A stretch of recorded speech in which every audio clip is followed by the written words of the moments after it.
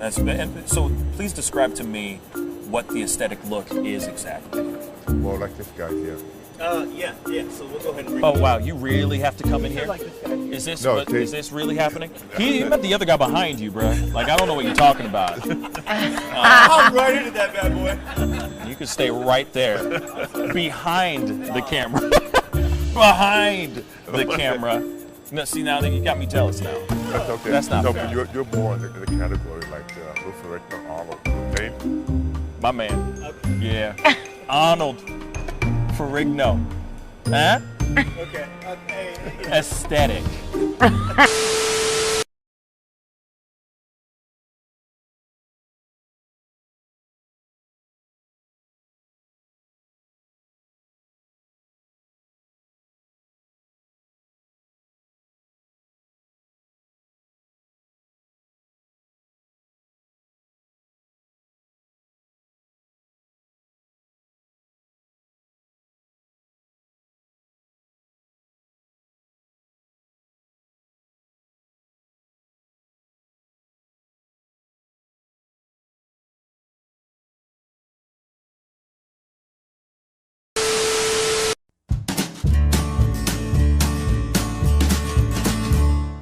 That's great, partner. You two ever go outplace everything in its proper place? That does not make sense, but we usually do go, we head to Kroger's and we work. Oh, yeah. I've got a lady waiting for me back home also. She has the most beautiful scrotum.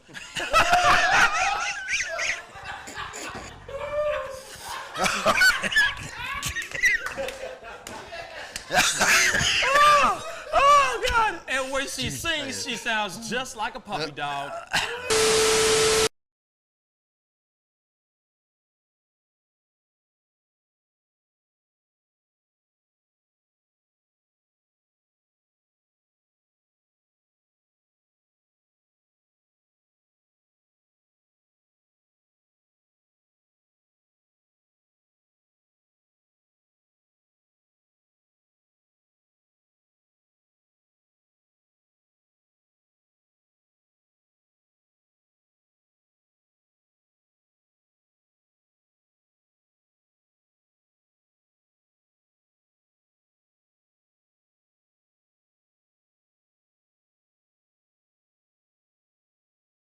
How do you nail a photo?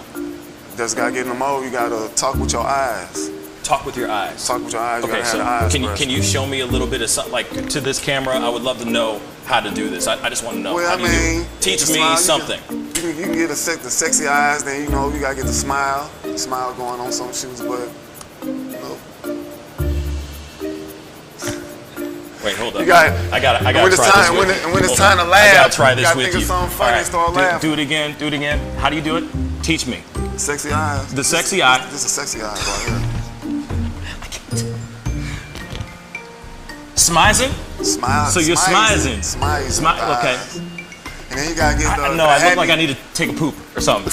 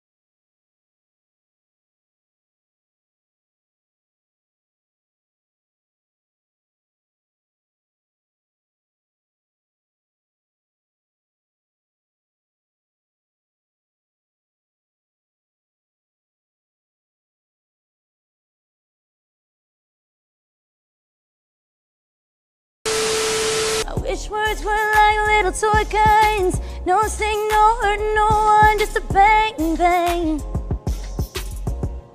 Right?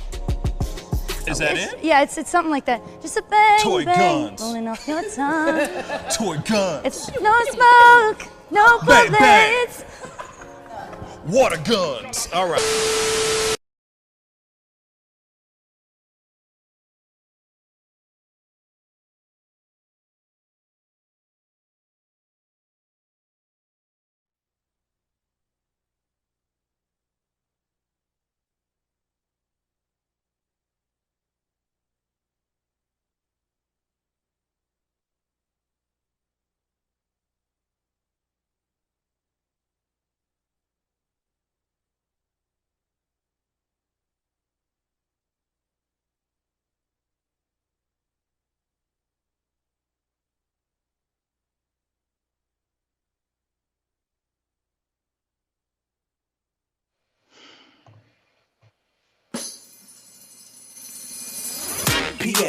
Pascal.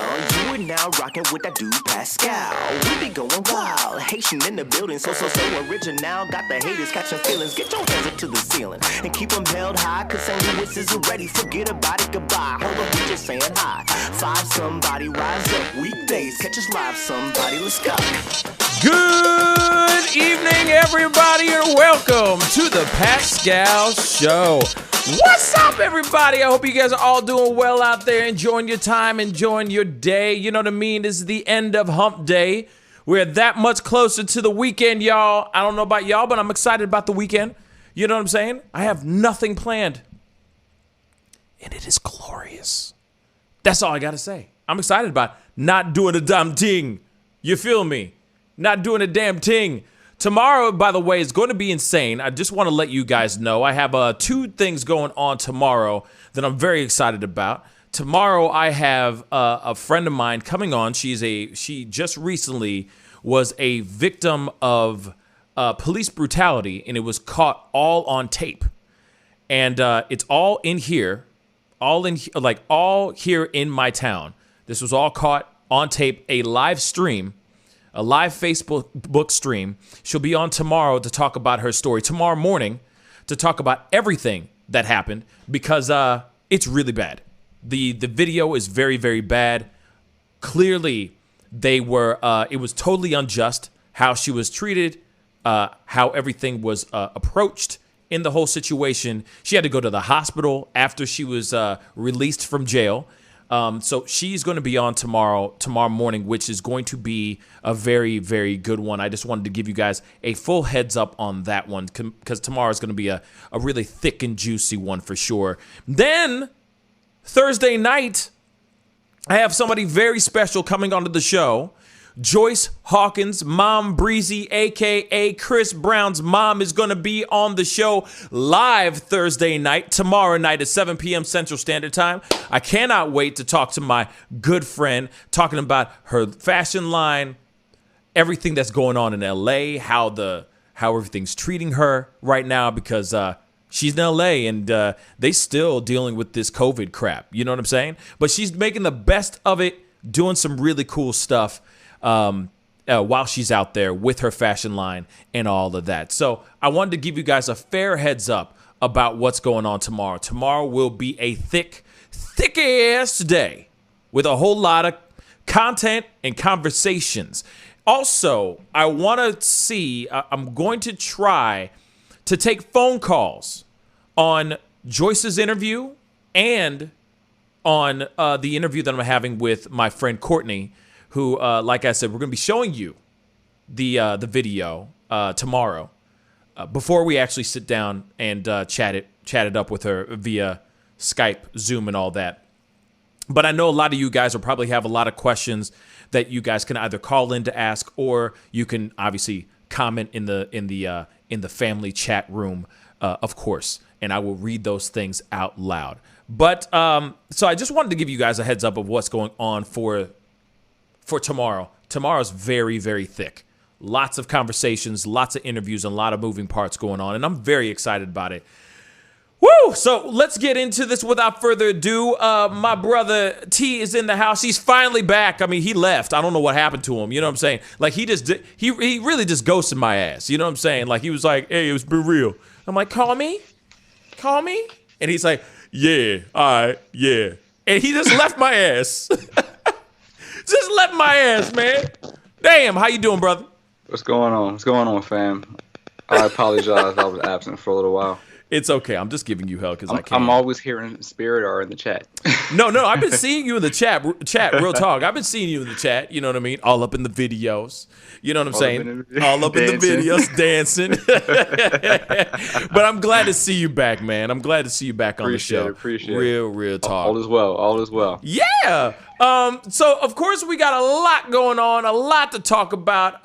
This morning's show actually turned into a kind of off-ramped into a crazy conversation about the Chauvin case trial and everything. And man,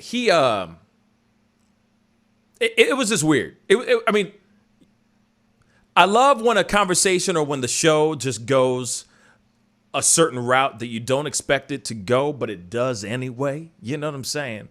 And so mad respect to the whole fam because we had a lot of great conversations about a whole bunch of stuff. And today or tonight, we have got to talk about something that's really sticky. It might trigger some people. I don't know. Might make people feel some type of way. You know, I'm kind of waiting for people to kind of roll on into the conversation, roll on into the show, because you guys are slowly starting to file in. Please, by all means, send those likes all the way up. Don't forget to crush that like while you're coming in and making your stop on the show here. But we have got to talk about what is being said underneath the show right now, which is called... Oh, a lot of people are for it and a lot of people are against it. The dreaded reparations conversation. Okay, we got to talk about this, y'all. And before we jump into all of this, you know, a lot of us might be going, well, what does reparations mean? What does it mean? So I figured I might as well give it to you guys. Let you guys see for your own selves with your own two eyes right here, the definition. Let me put this nice and big for you guys. Okay, the making of amends for a wrong one has done, paying money to or otherwise helping those who have been wronged. Okay, compensation for war damage paid by a defeated state. Okay, so reason why we're talking about this is that there has been quite a bit of conversation about the black community receiving, quote unquote, their reparations. All of us have some type of feeling about this particular conversation. Now, before I open up the phone lines and before I throw it over to T and everything, there is a video that I recently saw, and this is another moment that we might get kicked off. So I'm just saying this out loud. If we do get kicked off, okay, stay on this feed and the feed will jump back on. I'm just letting everybody know because I see 40 of y'all coming in. More will be starting to come in. I guarantee you this. So I'm just being straight funky with you. Because this is a video from another place, it's from Bill Maher, Real Time with Bill Maher, there's a good possibility the bots might fly through the matrix, find this, and zap us down. But I'm just giving you guys a fair warning. I'm going to try to cut it up as best as I can, but there's only so much I can do, okay? So, with all that, I'm going to do what I can within this. I'm just letting you know this right now, because this is an important part. Charlemagne the God was on Real Time with Bill Maher last week. He had a conversation. They had an open conversation about reparations. All right. Him and two white guys. Okay. I'm just being honest. Two white guys. You'll see it. You'll see it here. And they had quite a bit to say about reparations. And all of them had opposing thoughts about everything. But I'm going to try to play as much as I can. I might have to cut in and out. Me and T might chop it up about it just so we don't get killed here. just in case we don't get destroyed. So just a heads up. We're going to try to go through this as quickly as we can. Let's get it. Said, speaking of money, they want to study reparations. Study it. Compensate descendants of slaves for unpaid labor by their ancestors. Jen Psaki, the press spokesman, said, we'll see what happens in the legislative process. I'm curious where you are on this issue. I mean, there's a collective guilt that's asking individuals to recompense. I think that's how we would frame that. Listen, I think reparations has to happen for black people. You know what I mean? Because slavery was America's original sin. And I really don't think no good is going to come to this country until they atone for their original sin, which was slavery. I mean, my ancestors literally built this country for free. So when you see all of this money being thrown around, you know, $27 trillion in national debt, $1.7 trillion for failed F-35 fighter jets. $500,000 for dogs. $500,000 for fucking dogs. It's like if you're black in this country, you have to be like, well, what the hell? What's up with us? Very good question. Very good question. Of course, I'm chopping it up as best as I can right now because of bots. Okay. And I'm going to throw this over to T to see what he thinks about what Charlemagne has started to say so far. Like I said, I got to be safe right now. So understand, we will be watching the rest, and we're going to be hearing the opposing sides. Re-up for the history of the bad history of black Americans in this country and how they were forced to work without pay in grave conditions for several hundred years. We've seen reparations given out to other groups of people. The Italian immigrants were given reparations in this country. You know, that happened in New Orleans when they were lynched. So America paid them reparations. The Native Americans, the indigenous people of this land who were here first, were somewhat given reparations by President Truman. That was kind of a sleazy deal. So they didn't get everything they wanted to get. They do have some land reservations, but again, there are some things there that's not 100%. The reservations are pretty much like government projects in a way. So they're pretty much run down pretty bad, and alcoholism and poverty is rampant.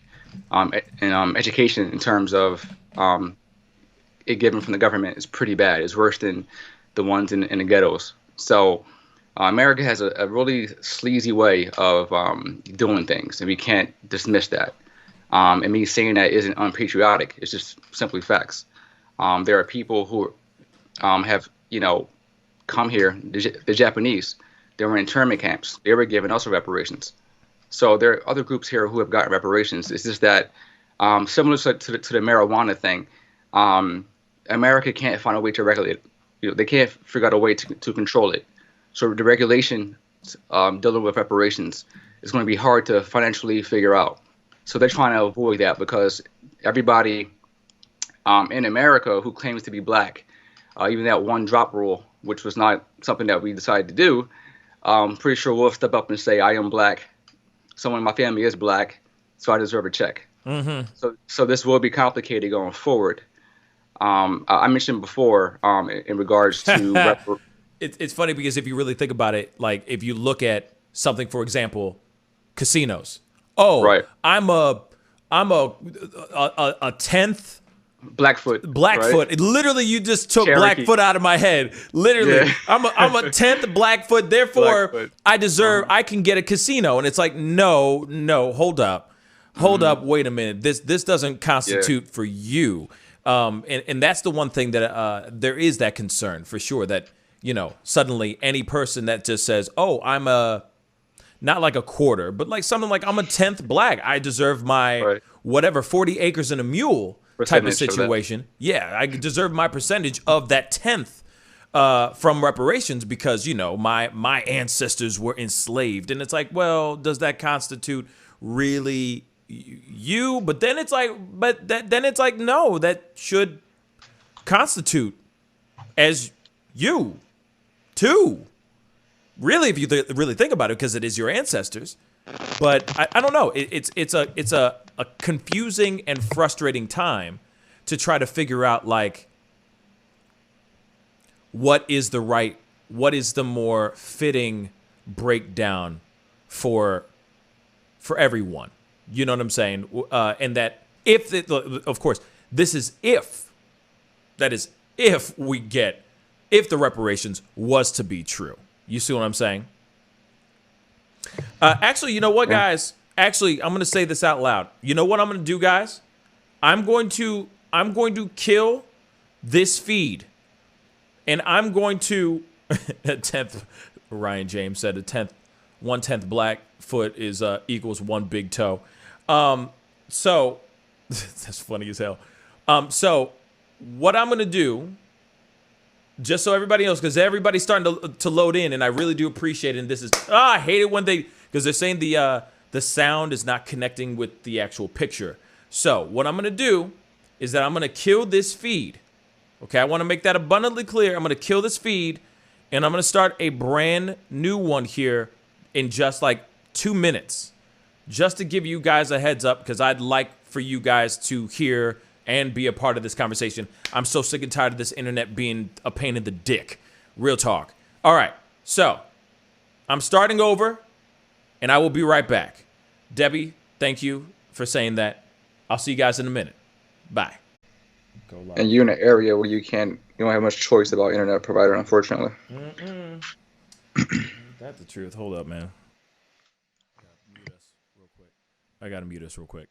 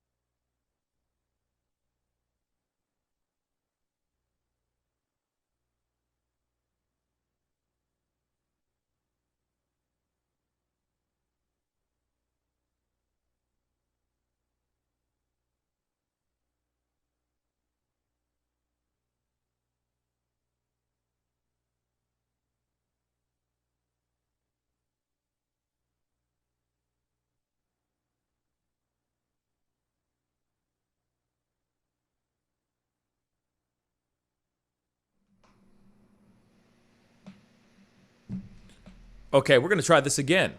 So apparently, I'm still on the same feed as before. I gotta check something though. Okay, we're back to normal. Sure. Gotcha. Okay, we're back to normal. We back, y'all. Thank you so much for your patience. I don't know what's going on. Usually, I think if I get cut off, then I'm gonna have to start a brand new feed. And apparently, we back. Okay. You guys hear me? Steve Jones hears us fine, all that stuff. I'm not taking phone calls quite yet because we haven't even gotten into it just yet. So please stand by with the phone calls. We will get that started here. We just had a little bit of a technical problem with this internet. Thank you so much for your patience. Let's keep it moving here, okay? I'm going to get over to the next piece of this this video here real quick because I think it's important that we hear other sides of the spectrum of this conversation before we open up the phone lines and get this conversation going here, okay?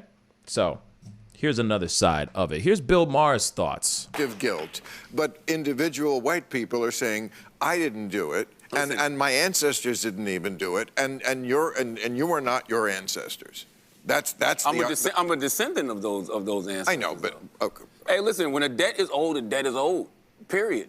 But you've got a lot of money, so you say you should get more.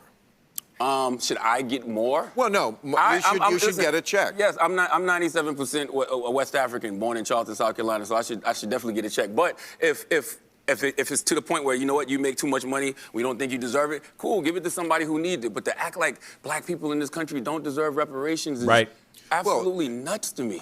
I think it's absolutely nuts to me, too. I think it's crazy for everyone to suddenly say who can and who cannot have said reparations. You see what I'm saying? I feel like that is just a stretch, a huge stretch to sit there and go, oh, well, you can have it, but though you can't. I think that if there is something going, if your family, if your lineage shows that you have, your family was enslaved, your family was brought in, as slaves, doesn't matter if you already have money.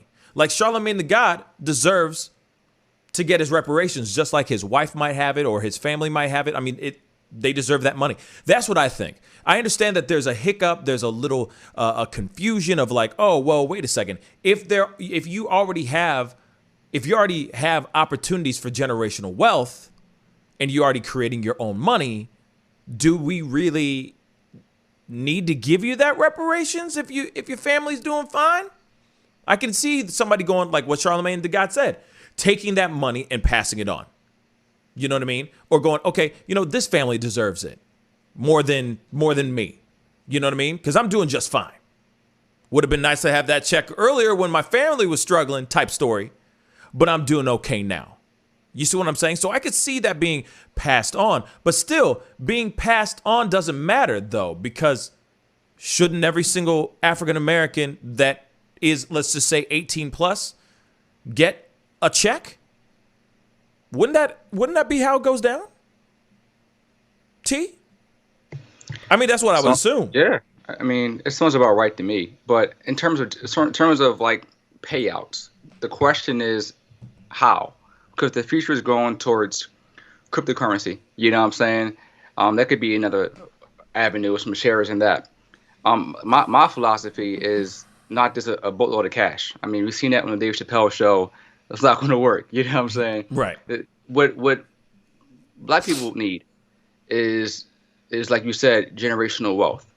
And the reason why there's no generational wealth is because of slavery. That's the whole thing that made the system inequitable, So those who are white and wealthy gain generational wealth from having free labor for centuries.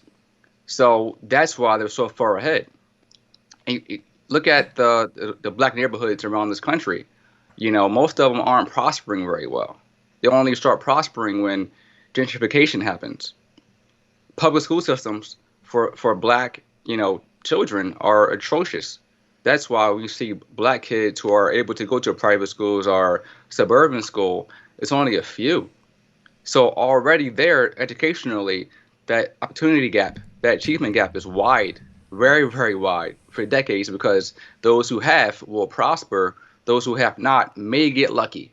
And we see people get lucky via sports, via entertainment. Yep. So those are the anomalies. But for the wholeness of, or the majority of the black people in this country who are living in neighborhoods that are undesirable, that are redlined, that are ostracized, that are danger zones, that are very strict gun laws and very strict lost period zones, or where no one wants to live. Those who live there are stuck there. So if we were to give reparations to the black community, that will level the playing field. And by leveling the playing field, there's no more privilege. So you're going to get resistance from that, because privilege is pretty much allowing people to prosper based off different parts of their characteristics, whether it's color, whether it's class, or so forth. And on the other part of that is that if the black community is so negative, it's so taboo to be there and be around it, and it's such a black eyesore in America, and all we hear about is black on black crime and all the black problems happening in America, reparations will help solve that, you would think. So giving black people in a community ownership over their community is the first start. Yep. They own nothing. You have little Korea, you have little China, you have the Jewish part of town, Italians, Irish. Everyone has their own community that prospers off of their own people, except for Black America. It's very rare. Think about this. Who controls the black hair business? Asians, right? So Asians are in black communities selling black products to black people for their own hair. That's ridiculous. Let me go to Chinatown and open up a barbershop or some Chinese hair products. I'll be kicked out. I'll be laughed at. So we got to think about ownership of our own things. So if we get reparations via 0% interest business loans, 0% interest school loans, things like that could be reparations. Things that can help us prosper and be independent of people. We don't want dependency. We don't want welfare checks. We don't want handouts. We want independence.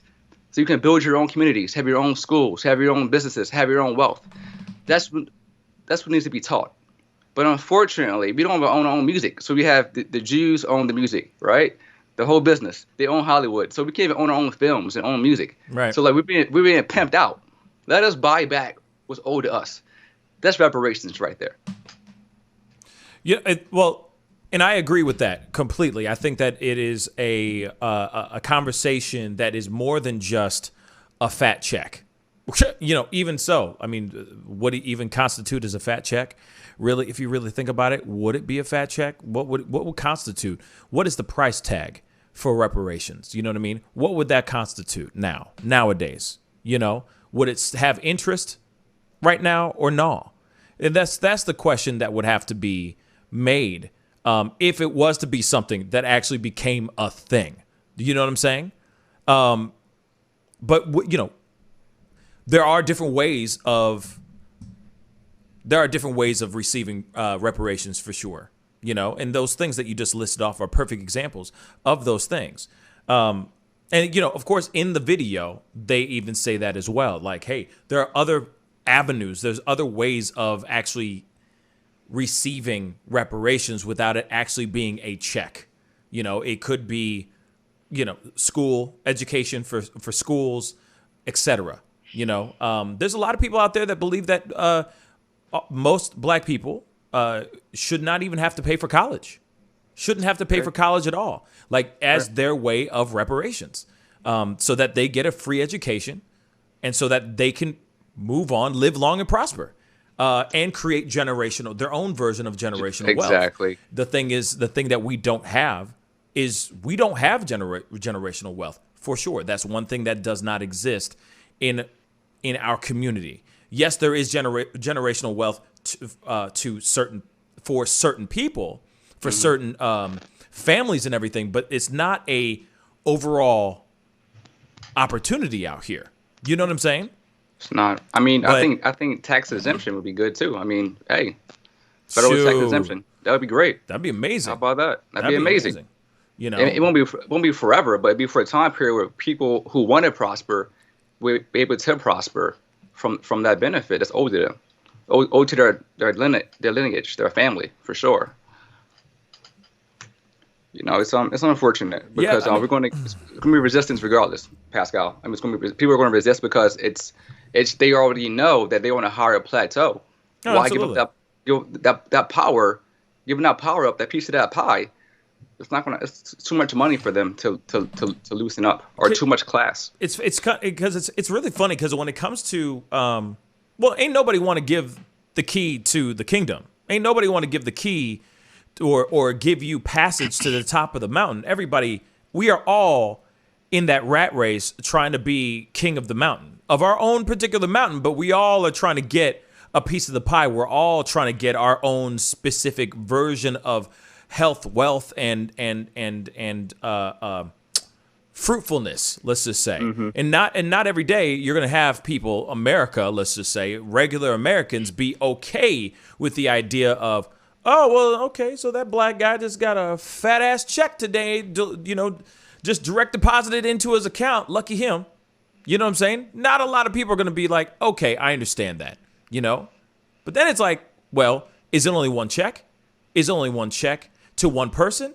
Does it go to one person for the entire family? Does it go to every one person for whoever's names were slaves that were, you know what I'm saying? Like whoever's names that were involved or you see what I'm saying? It's like, how many checks go out? How often do those checks get given out? Do those checks, is it only one lump sum? And who gets the check? Is it only one, like, do I get my, if you have like your wife is black, you are black, both parents, both lineages, both bloodlines go straight to slavery. Do both of you guys get a separate check? Or do you guys get the same check and you got to share amongst yourselves because you are in a family now? You guys are married, right? So then it's like, what constitutes what? You see what I'm saying? What's fair and what's not fair? And like we just said before, it doesn't have to be financial. It doesn't have to be financial. It could be, it doesn't have to be monetary. It could be other things, other opportunities. Maybe instead of having a freaking liquor store or a check cashing joint in every single corner, maybe something else. You know what I'm saying? Exactly. Maybe something that will help bring opportunity to the black communities in general that everyone can use and utilize. You know what I'm saying? But you know what? Let me pull up the phone calls. Let me pull this up. 314-766-4581. Give me a call. I'd love to hear your thoughts on this. 314-766-4581.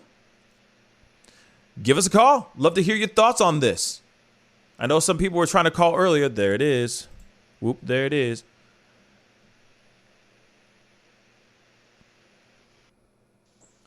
Hey, you're on the mic with the Pascal Show. What's your name and where you calling from? Hey, Pascal. How you doing, man? This is Q. I'm calling from Everett, Washington. What's up, Q? How you doing, my brother? Speak on it. What's on your mind? I was very anxious about calling on this particular topic.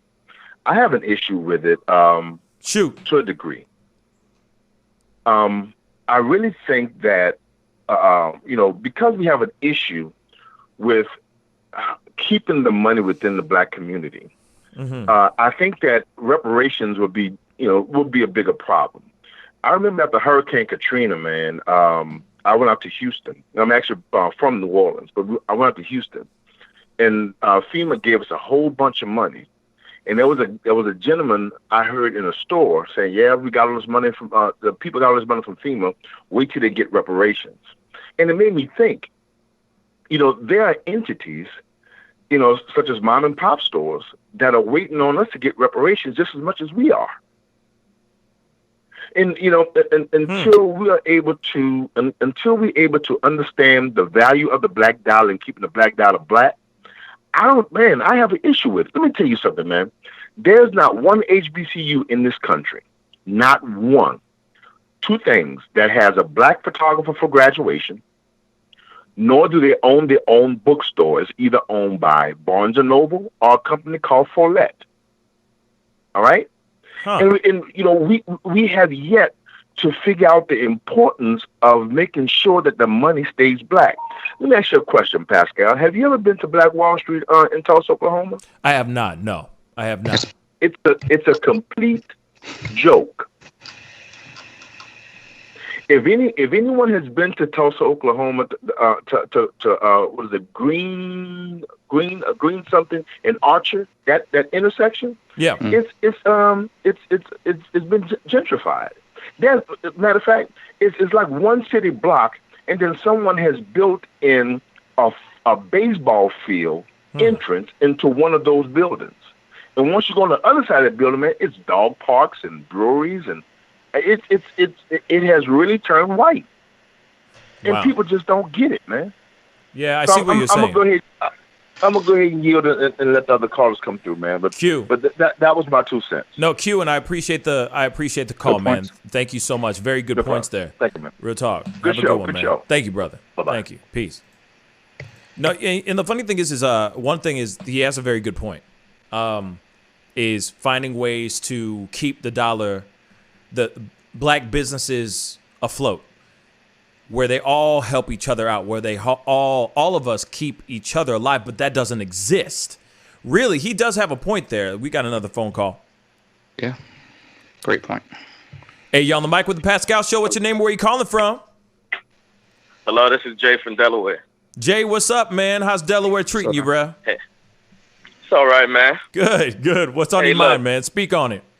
Yeah, so my stance on the reparations, I think it's all deserving. And a lot of people saying, who's gonna get it, who's gonna receive it?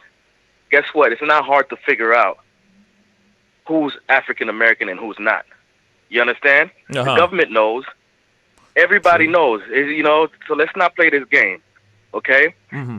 It may not be, let's say, it may not be a dollar amount that you could put on. Let's say if you don't want to give them money, fine. Check this out. We could build lots of community centers in the black neighborhoods. We could fix the black neighborhood up, And what your gentleman was talking about earlier, your guest that was on the phone, he was saying that we got to, until we learn how to keep the dollar to circulating amongst ourselves, then we can't do nothing. Well, guess what? We don't have any businesses. In order to circulate the dollar amongst ourselves, we have to have more black business owners, okay? And how do you get that? Access to capital, okay? We have to have money to build businesses. True. So therefore, we need some kind of banks, black banks, that'll help make it so easier for people with good ideas. Yeah. A brother can finally get a loan. Like everybody else. A brother can finally get a loan, man. Damn. You know what I mean? Exactly. It's simple.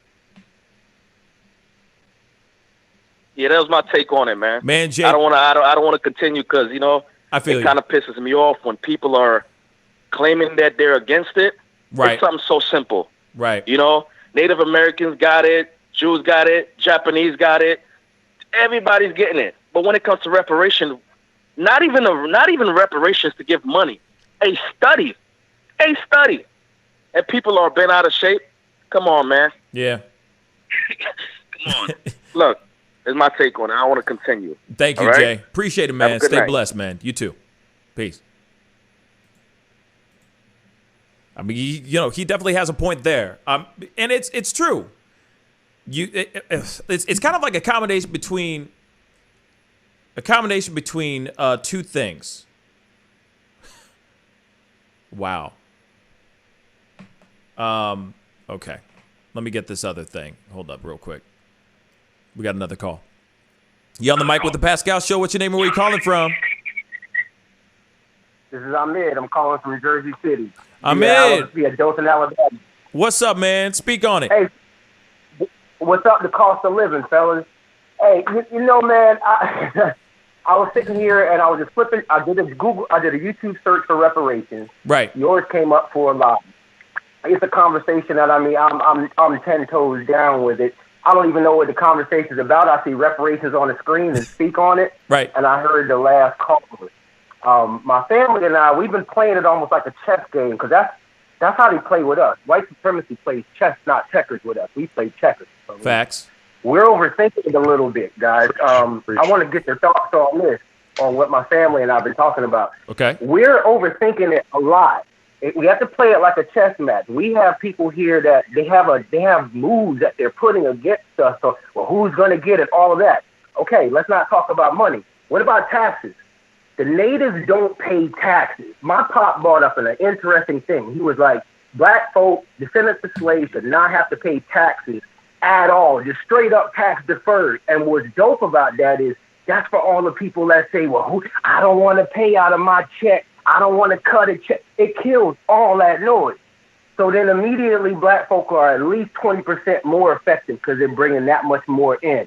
Now, starting businesses. The previous brother was talking about we need banks, we need capitals. No. White supremacy crushes those. The soil, my family's down in Dothan, Alabama. And recently my mother passed and all of this whole mess. And since she passed, I've watched my cousin who works at a retail, I think it's at a Burlington coat factory. Uh-huh. She went from minimum wage in Dothan, Alabama, Burlington coat factory to now she's talking about intellectual property and patents, and she just registered for a business. She came out of her pocket $1,000, and that's it. She's about to go into manufacturing. And this is a woman who was like, well, we don't have no black businesses. And then she woke up one day and said, let me make one. Right. I said, whatever dollar you put into it, I'm going to match it. We didn't need no bank. We just needed a few of us that could save a few ducats. Word. So I really wanted to get that off my chest, but I wanted to see what you guys thought about the chess move of when people come at you like, oh, who's going to write the check, all of that. Hey, how about we don't pay taxes? Let's start there. I'm totally with it. The natives don't pay taxes? That's true. Now, the thing is I see what you're saying.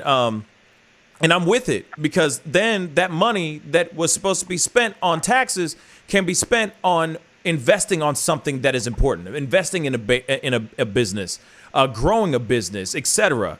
You know what I'm saying? Those kind of things is exactly what the black community needs to be able to grow and to be able to transcend from not having the white supremacist foot on our necks the entire time. You see what I'm saying? So it definitely, if we're able to grow by not using taxes, if they just omit taxes, man, do you know how much we could get done? Hopefully, I mean, if that's the thing. Hopefully, if we were to play our cards right, it all depends. It's our free will, right? Some people are going to go and buy freaking flat screen TVs and act a damn fool, but some of us are going to get smart and reinvest and put businesses in our communities. Hopefully, the black community supports the black businesses. That's the only issue right there too.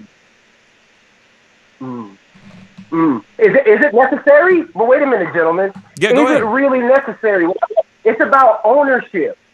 We drop so much money to these Asians that own these businesses and take dollars right out of our community from the fried rice spot to the nail spot, and they bring it right to white supremacy out there in the suburbs. We give them that money. If a business, the way my cousin was looking at it, she said, I don't really care if a dollar comes from the white community, the Asian community, anything, whose name is on that LLC in the state of Alabama. This is a woman that's working at the Burlington Coat Factory. Right. Now, she's making minimum wage under $10 an hour, black folk. Well, there's no excuse for it. I'm in the New York City area. I'm watching a black woman in her 30s who work at Burlington Coat Factory for however long for the rest of her life. And she woke up one day and said, I got a business idea. Right. I'm going to take what little I got and I'm start a business. And I think it was a little bit under $1,000. She got a trademark. She got no, she didn't get a trademark. She got a copy. She did get a trademark in the state of Alabama, business license, everything out the door, manufacturing. I think the first raw materials are coming in.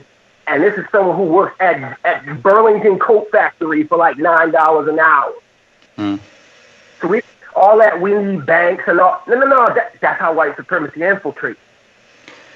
Yeah, I mean, you make great points. I mean, one thing I want to add on to that is that, go ahead, realize this, that blacks spend $1.5 trillion a year, you know, and the sad thing is this, that our dollar only lasts six hours in our neighborhoods, 6 hours, compared to 17 days in white communities, 19 in Jewish, and 28 in Asian communities. Damn. So we're in the hours, they're in weeks. So that's the problem right there. It's they got that long money. Yeah, like the self-worth, we don't realize that. They got that long without money. self-worth, you can't build up, you know, any kind of value. So it starts there, like we said, like it starts with yourself, you know, unbrainwashing that mind, because all you know is the oppressor's way. You have to know your own way. Your truth is being marginalized so much through every avenue, through education, through religion, through finances, through everything. Why is the truth being hidden so much? Why is it such a threat to teach people of color, especially black people in this country, how to be self-sufficient? Why is that such a problem? Because they don't want us to transcend. They want us to still stay in that slave mentality. They still want us to be, quote unquote, on the plantation still mentally. That's what it is. So when you sit there and go, oh, that's why you notice, this is what, and thank you so much for the call, my brother. But the thing is that this is the problem that we have right now. That's why I said what I said a second ago is hopefully the black dollar stays within the black community to go towards the black businesses, because most of the time the black, let's say the black customers end up going out to the white businesses, supporting the white businesses before they go and put the money towards their black businesses. Because I don't know what it is. Maybe it's quality. I don't know. I don't know what it is. It's the illusion that that's better because they're corporate entities. Exactly. You know what I'm saying? Yeah, mom and pop spots are gone. They're gone. They're gone. Yeah. Are you still with us, my brother? Yes, I am. I want to leave you all with one thing. I've Go ahead. I taught myself how to program. I'm a programmer. Technology was a space where I mean, there's more jobs than there are seats to fill them, just for folks out there. And I've been working from home since before coronavirus. Word. So I write code for a living, and I just want to let black folks know, one thing I learned about starting businesses, the lane is wide open for digital online businesses. It's very hard to be racist online when you can't see the person who's behind the keyboard. Facts. Wow. Facts. No, you just dropped like the biggest, drop the mic, walk off the damn stage, bruh. Facts right there. Yeah, Facts. yeah. So gentlemen, you all have a great night. You and just too. Be leery. As they say in Alabama, not all skin folk is kinfolk. And it's just some folks out there that's looking for new positions on the old plantation. So, Facts. Gentlemen, House Negroes. You read about that? I love you, black men. You all have a great evening. I'm going to tune in and see what this show is about. Thank you for having me, and I appreciate you dealing with my excitement, but I'm passionate about reparations. It's all good, man. We're passionate just like you. So you're in the right show. I appreciate you, man. Stay up, all right? Gentlemen. You too, brother. Thanks, Peace. bro. Much love. Peace out. That's the thing. More than anything else, I appreciate that phone call. That was really dope, and that little bomb at the end. You know what I mean? I feel like that's one thing. Digital is really the way to go nowadays. And if we can actually make that money offline, then there is no. Well, I mean, you still deal with trolls and racism and all that, but there's ways to transcend from that and make serious money online, because you don't have to show your face online. We got a phone call. Hold up 1 second. Hey, you're on the mic with the Pascal Show. What's your name and where you calling from? This is Lady Justice. Lady Justice! What's up, sweetheart? How you doing, girl? I'm good. How are you? I'm good. I look forward to hearing your voice. How you doing, girl? I'm good. It's probably not going to be a sermon today. Oh, it's all good. It's all good. But, speak on it. What are your thoughts on this whole conversation? So when I think about reparations, when I think about myself personally, I'm not per se asking for a check. But what I am asking for is think tanks and roundtables to be able to come together to think about what is the best way to invest in the black community. Because there are barriers and there are walls that we hit. And I am reading the chat and I am looking at what people are saying. And I'm not trying to individually, for example, ask a person individually saying, you have to pay us back. But what I am saying is that in the United States, we must atone. We must atone. And when we don't think about atoning or thinking about, and when we think about this issue individually, like I don't want to pay people, or y'all just need to pick yourself up by the bootstraps, it doesn't take in account for the fact that people are not validating that these are still real lived experiences. My great-great-grandfather was a slave, and I'm 36 years old. My great-great-grandfather was like, there are people living today who know their great-great-grandparents. It's crazy, right? My great-great-grandfather was a slave because his second marriage was very late in life. So he was much older. Then that's how the generations came. And so for me, I'm just saying that I just wish that folks would listen more and think about how we can come together collectively to think about what is the best way to invest in the community and what are the barriers. So, for example, someone mentioned the hair industry earlier. I just watched several YouTube videos of black women trying to own hair care stores. And the problem is that when it comes to like hair and the weaves and all of that, the distributors create issues from other countries. She was talking, one of them was talking about how there are two distributors that are one in China and one in India, and how they often only want to sell to other Asian markets. And those markets do not want to sell to black business owners in the United States.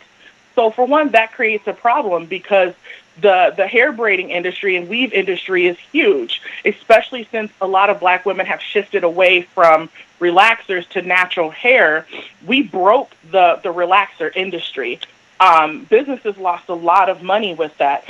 So when we think about those industries, we have to think about, okay, well, what are some of even the international policies and the way we allowed outside distributors to sell to us, and what are their practices, and why are we not demanding more, saying if you're going to sell within the United States, you have to abide by our practices. You cannot discriminate. You cannot tell other people that they cannot have your product. You can't only sell to Asian individuals within the United States. But that's the thing, is we don't even think about those rules on the international level.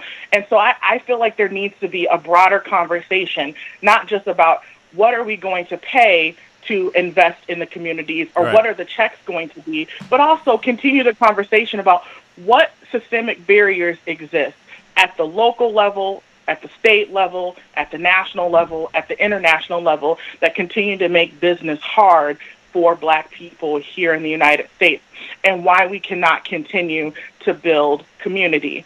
And that's pretty much kind of where I'm at on the issue, is I'm still open to having a dialogue about it, but I don't think that we need to be harassing people over it, because it doesn't help. And I think that if we don't come together and think about how we can all work to atone for the mistakes of our past, then we're never going to get anywhere. You know, that's very, very true. If we keep looking at the past, we'll never get forward. We'll never be able to keep trucking forward. We'll just stay in the past, and that is very, very true. You know, what were we gonna say? T? No, I mean, you made a great point. I was also watching the YouTube video about the hair industry, China, India. But you made a good point about atonement. There's actually the president of Benin in West Africa actually has a national holiday now for atonement for his tribe's role in allowing captured slaves to be traded to America. You know, and that's deep, because we do realize that there were some tribes in Africa who did allow African slaves from other tribes to be traded in the Atlantic slave trade, and they are already facing it, you know, every year with an atonement celebration to say that we're sorry and should never happen. You know, and that takes a huge heart to do that, and also someone who's progressive. But America has yet to ever say sorry, or that we messed up, or pay back anything to the descendants of African slaves here. So it's very unfortunate that we have to keep talking about this every decade or so. Just on paper, you know, I know last year, or actually no, it was 2 years ago, that Ta-Nehisi Coates, the author, had went to Congress about this. And it was a huge thing, and then COVID came out of nowhere, and it was all put in the back burner. But the money's there. We've seen it with COVID. The money's there. It's just that they don't want to, you know, go forward with it, because they know it's going to be, oh yes, we're guilty. Here's our blood money back to you. So it's really unfortunate. Right. And, you know, I just want to add, you know, I'm still like looking at the chat, and I'm seeing things like class warfare. You know, I'm seeing comments like, you know, you have to take charge of your life, X, Y, and Z. Look, I'm a third generation Black college graduate in my family. Right. That's dope. And not only that, I grew up, my family moved from being on food stamps to the lower part of upper class. I grew up, I was able to have a car for Christmas, brand new car. I went to private school. There's a lot of things that were afforded to me, you know, being able to pay for sports, so that I became talented enough where I earned a full scholarship to go to college. Like, these things that are my privilege that I grew up with. Right. But that didn't stop when I got my government job and have great government pay and great government benefits. That still didn't stop the white girl at my job telling me to know my place, and me having to tell her, I'm sorry, but this is not pre-antebellum South. I'm not a slave, and you're not my slave master, right in front of my manager. It didn't stop that. It didn't stop the fact that I got called the N-word at work. It didn't stop the fact that when I had natural hair and it was pulled back in a fro bun, that they said, your hair looks unprofessional. Here's the thing. If anyone reads the book by Isabella Wilkerson, Caste, The Origins of Our Discontent, one of the things that she highlights in her book is that the higher you climb on the socioeconomic ladder, the more racism you experience. Absolutely. And I think that's a critical point to mention. But not only that, when we think about I'm going to say light body advantage, right? When we think about light body advantage, we have to also understand, how does that play a role to working class and working poor?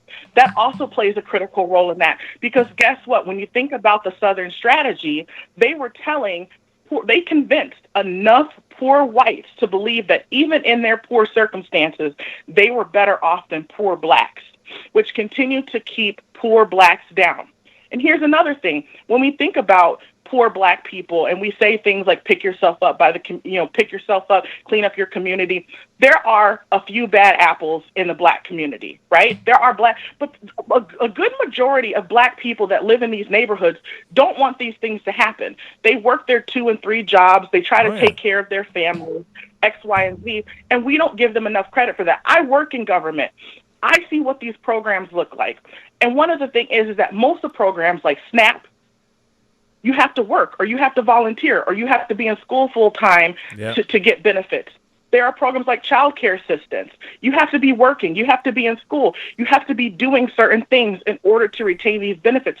Most people work. The problem is most people are working poor, meaning they don't earn enough to be above the federal poverty minimum wage. And this is not just black people. It is also white people as well.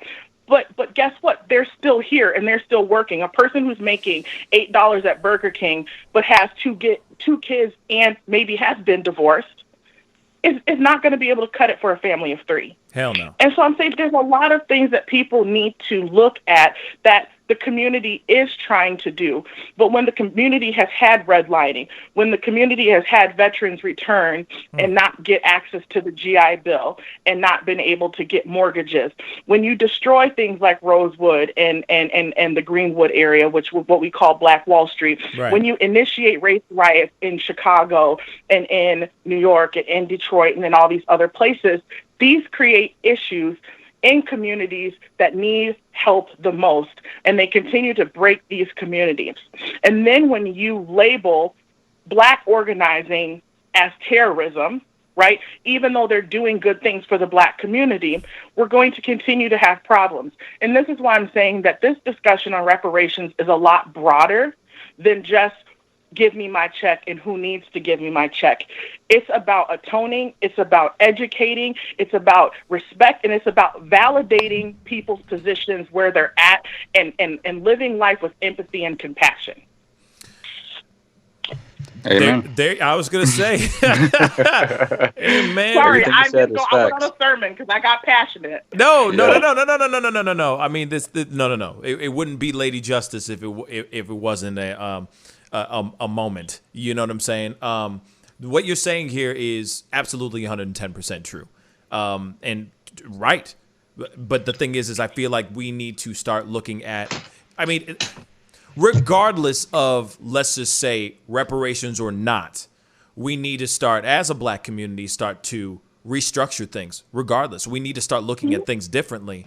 Instead of allowing certain things into our community and just letting it be what it is, we need to start pushing those certain things out, like certain businesses, etc. Things that are only trapping us in our communities rather than setting us free, turning certain buildings into certain like community centers, so on and so forth, and keeping those places up to par. You see what I'm saying? So that kids feel like they can go to those places to learn, to be free, to collaborate, etc. Not, this turns into a gang-related hangout spot. You know what I'm saying? And those are the things that I feel like we need to start looking at and start really taking care of. This obviously turns more beyond than just a check. You feel me? This is more than just reparations. This is just about us as a black community standing on our own 2 feet and actually holding each other up. You know what I'm saying? And that's one thing that just is so frustrating, because a lot of us are not willing to look outside the box or step outside of our own neighborhood and look in and see what really is wrong with it and try to make those changes. We just allow what it is. We just allow the status quo to be the status quo instead of actually recontributing into the community so that the community can flourish instead of it being desolate and sallow and rid of all of its natural beautiful nutrients inside of that land. You see what I'm saying? And that's what's so frustrating about and I'm with you on it completely. I just think that it's so much more than just, I do believe it's more than just a check. It's more than just a check. You made a good point, Pascal. I'm sorry. My bad. No, go ahead, Steve. Go ahead. But like what you were saying, Pascal, like if the neighborhoods are being run down systematically for 35, 40 years, right, the property value is damn near nothing. So that means white investors, foreign investors can come in and buy the property value at next to nothing, rehab it, sell it for 3 to 4 or 5 times profit. That's happening all over the place right now. Gentrification. So it's systematic though. It happens all the time. Mm-hmm. You know, it does, and that's the thing is that how can we help people and reinvest? Like, so for example, in the union work that I do, my particular local gave to there's like a Pillsbury land acquisition that occurred in Minneapolis after the uprising of last summer, and we gave, I believe it was 10 or 20,000 to this land acquisition, and it's to buy up some of this land where businesses have chosen not to rebuild and have sold off the land. They're buying this up, and then they are helping to fund Black businesses within the community. And so I think that we have to look for things like this, for great things like this that are investing and are coming together. But the one thing I kind of wanted to leave with, so I'm not continuing to hold up the line, You're good. is that for me, it's not so much about the check. It's more about dignity. And when people know that they are respected and appreciated and cared for, most people will rise to the occasion. You start to fix some of the broken systems, you start to fix community. And I see this in the work that I do. I see it in the work that other people do. I see it in different movements, social justice movements across the United States. And I think that a lot of Black people that I know of, that I have spoken with, they want their dignity. They want to be seen as a human being. Like, they want to be able to walk into work and not feel like their skin, their hair is going to be an issue. They don't want to be labeled as you people or those people. They want to be seen as individuals. We don't want, when one Black person shoots up a neighborhood, we don't want that to be representative of us all, because you know what, when Timothy McVeigh goes and bombs a building, Timothy McVeigh is Timothy McVeigh in his own merit. Like, he's a bad person. He's not a representative of all white people or all white males. He is one bad apple. You know, so when Ray goes and shoots up the streets, he's not representative of all Black people in that community. Yeah. And I think it's really important that we move away from tropes and give people their dignity, because when we start to give people their dignity, people start to rise to the occasion. And I think that that's critical, and that's one of the things that people have been asking for. If people feel that we truly have equal access to opportunity, not outcomes, but to opportunity, I think that these discussions wouldn't be as divisive as they are. Right. Or as heavy as they are. But Lady Justice, thank you so much for the phone call. Thank you. Yes. You all have a beautiful night, and hey to the Pascal family. I love you all. Take care. All right. Thank you. Bye. You know, she's speaking all truths on all levels. She was firing on all pistons that time. You know what I mean? And nothing but truth bombs right there. But we got another phone call. You're on the mic with the Pascal Show. What's your name? Where are you calling from? What's up, Pascal? This is Enemy Nation. Enemy, what's up, man? Long time. What's good? Speak on it. Long time. Yeah. Hey, yeah. I stop in from time to time and just, ghost watch. Right on, man. Appreciate it. But, yeah, as far as reparations for slavery is concerned, I don't think that's a wise move on really any government in the world, just because there are no descendants of slaves. Well, there are no slaves that are alive, and there are no slave owners that are alive. Mm-hmm. Now, I'm not saying that there shouldn't be efforts made to eradicate some of the injustices and some of the things that go on in the United States, such as poverty and the racial wealth gaps. Those need to be addressed, but not in my opinion, not in a slave reparations thing. Now, if you're going to talk about reparations for anything that for people that are alive today, and before I say this, because I don't want people to misunderstand me. Sure. I think the Civil War took care of that was paid in blood. You know what I mean? By the United States for slavery. That was a huge price for the United States. Was the Civil War behind slavery? Now, some people say it wasn't about slavery, but all the facts and the drafting of the Constitution of the South that explicitly mentioned slavery, that's the way history is. So, in my opinion, a lot of people's opinion, the United States admitted their original sin was slavery was wrong, and they paid for it in blood. Okay? Now, moving forward beyond that and going into Jim Crow, blacks amassed wealth coming out of slavery all throughout the South. That's what the young lady was talking about. There were black Wall Streets all throughout the South, as well as black political power. Mm-hmm. Blacks held out most of the political positions in the South. But what happened was they started to terrorize these Wall Street towns throughout the South. And then in the 1930s, with FDR and the GI Bill and urban renewals and all these other things, it tore down the black enclaves where you're talking about education, where blacks weren't teaching other blacks now. Now you have whites teaching blacks and teaching those blacks that they're less than. Okay? So what I'm saying is the reparations thing, because you saw Jews get it, or you see, Asians, well, not the Asians, but the Native American and the Japanese get it. Mm-hmm. We tend to think along those lines of that's the right way to do it, or that's the only way to do it. That's the only way to make America great.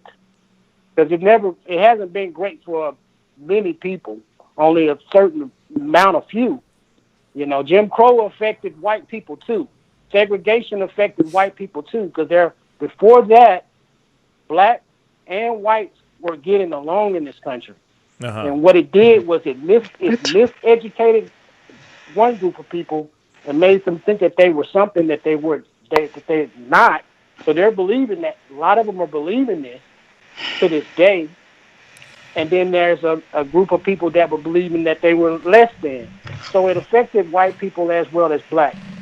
So what I'm saying is I think that it's counterproductive to label it reparations. It could be reparations, but not for slavery, but for the Jim Crow era and all those things, because otherwise you're getting into a legal issue when you're talking about slavery, that you gave up those rights with the Civil Rights Act. When they did integration and they made race-based privileges and stuff illegal, that essentially forced blacks to give up their rights to reparations as far as helping entire groups. The problem in this country is not a reparations problem. It's a poverty problem. And it's an education problem. Those are the two major things that hurt blacks. Okay. If a white person thinks that a black person is beneath them, they're uneducated. It's an education issue. So, okay. T. Yeah, and me, I gotta challenge you on this, man. There's no way, I'm gonna believe that whites were affected negatively by Jim Crow. I'm just not. We can see that historically that there were advantages given to whites, and those who were non-white, Mexicans, blacks, Jews, whoever was not white, were on the lower class system of America. Period. That means they had to do everything separate schools, separate movie theaters, separate restaurants, separate everything. So there's no way that they were okay beforehand. Maybe in some pockets, maybe some small communities, it was fine, as long as that Negro stayed in his place. Mm-hmm. You know what I'm saying? And that's how it was. Excuse me, boss, can I please say something? And that's how it was. That's not liberty. That's not freedom to speak. You know, so we can't So ignore it. If a white person wanted to help black people and contribute to black communities or whatever, and they were labeled a N-word lover, that didn't affect them, even though that they wanted to be around white people. I mean, wanted to be around black people and had friends and stuff. You know, that didn't affect them, right? To be forced to be bigoted. That Again, didn't affect white people. that's affected minority them of the same. people. That's the minority of people, though. There's always It's going to not. be It wasn't. It's not a abolitionists who minority help of out people, black man. folks, but that's not like the It's not a. majority. It's not a minority of That's people, not a bro. majority, though. The Like fact that you're not walking around here like that now is testament to that. It's like saying all white people are racist and they don't want black people alive. The fact that you have 45 million black people in this world or in this country, and all the white people haven't killed them, is a testament that that's a lie. Okay? This is what I'm saying. It affected whites. These are white elite that created these rules. When federal government was segregated, that was segregated by Woodrow Wilson. This wasn't the mindset of all whites. And after World War II, of fighting for and dying for the Nazis, for the Jews, these are white people fighting other white people, right? Listen, so you can't say that. Hey, look, that it was like that all around. I just done the research. We can't. Listen, I just done the research. You know what I enemy. mean? Like, and I'm not. We can't go yeah, like white man to white man, like black man to black man. We know there's an anomalies to this, but the white elites who are in power, who are in wealth, created a system that benefited them. So those who were born later on, who are white, benefited from that system. They may still have black friends, but they still benefited from the system. And that's the problem and right that's there. Not an argument. That's not an argument that I'm not arguing with you about that. What I'm arguing with you about is, Loving versus Virginia, where you had a white man married to a black woman. Okay? They're in love. They got kids.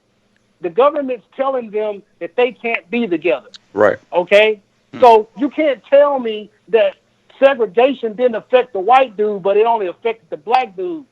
You understand what I'm saying? If you do your research, but those are pocket,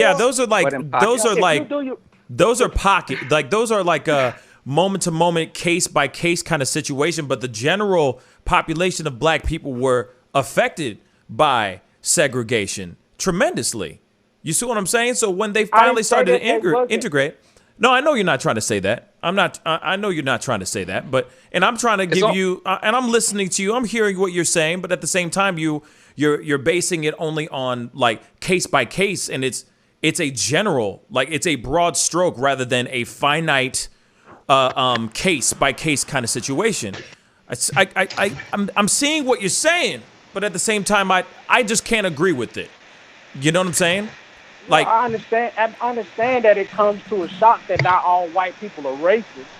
You know what I mean? But we don't think that. The majority of white people, listen, the majority of white people, even the ones that are not overtly racist, but they're kind of, they think of blacks in stereotypes. This is a result of segregation. Okay? This is a result of white elites, not the regular white, but you have black elites too, that put in white supremacist policies, not to the fault of the white people, the regular white people, that the non-elite. It wasn't their fault. They were forced into that, is what I'm saying. And so if they grow up with this miseducation, is it their fault? No. So whose responsibility and whose fault is to correct that miseducation of thinking that you're better than other people, and then also help correct the education of blacks who think that they're not as good as other people. Okay? It's a double-edged sword, is what I'm saying. And if you're only looking at it from a black lens, and not how this can affect people in the future, the whole United States, and you're only looking at it from a black lens. You're not looking at it from or native, slave ancestry. You're not looking at it from black immigrants' point of view. You're not looking at it from, other white immigrants. You're not looking at it from Asian. You're not taking everything into account and looking at the entire picture, and you're only focusing on black people and not the health of the country. And you're going down a road, in my opinion, that's counterproductive. Okay. Well, that's the That's all thing I'm that saying. has been reflected to Black Americans, though. Black Americans have not been put up as being a priority from America ever. So, and go back to your original point. The Civil War was way more, like you said, it was about slavery. It was not. It was mostly about economic disadvantages that the North were going through. The South had free labor. They had wealth. So slavery was just a byproduct. It was just a collateral throw-in with the deal. It wasn't about slavery. Lincoln himself said it multiple times that he didn't care about slaves being free. That's fact. Look it up. But that came to be because that came to be because it was convenient later on. Okay, so look, tell you what. Let's just say, for instance, that was true. Okay, I'll just for a split second say that what you're saying that it was about economics was true. Well, you're talking about elites having wars or starting wars with other elites of economics. The cannon fodder is the majority of white Americans.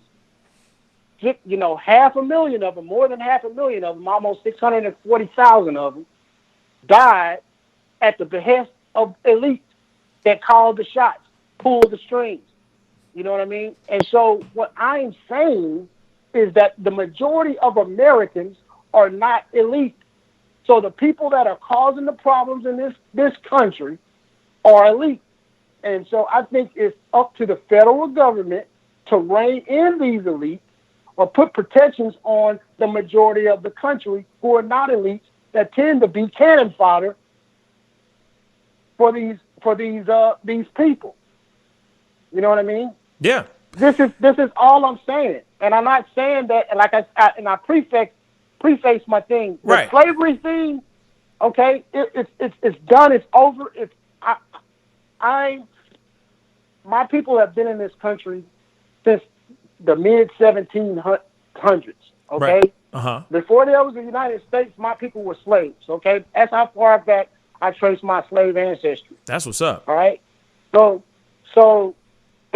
what I'm saying, however, is like Pascal brought up the point. Well, how do you put people on DNA tests?